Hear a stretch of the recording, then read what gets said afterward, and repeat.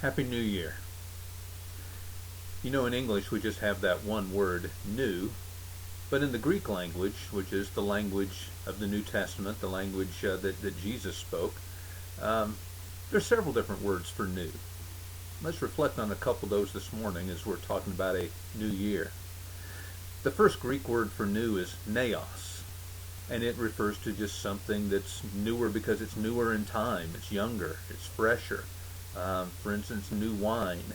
It's new just because it's a more recent vintage than in the past. It's neos.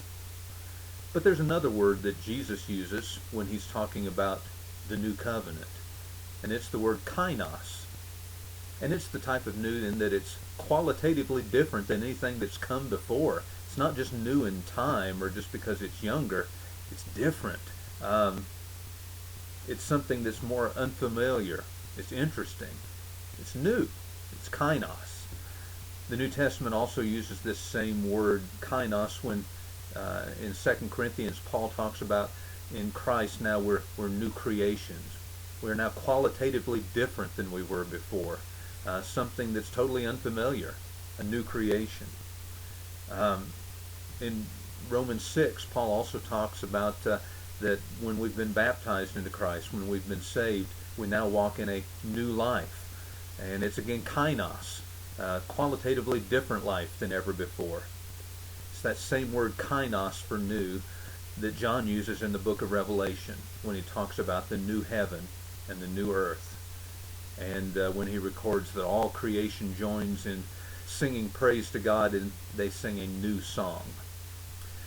You know, what kind of new year do you want in 2010? With the new year comes oftentimes a lot of reflection on new resolutions, but you know, it's pretty easy for a new year to become just neos. It's new in just that it's different than last year. It's just more recent. I'd like for you to think about 2010 being a kainos new year, something qualitatively different than has ever taken place before. And the only way that'll happen is if you allow God to walk in your life and allow God to make all things new. He's the one that can make changes. He's the one that can can bring the dead back to life.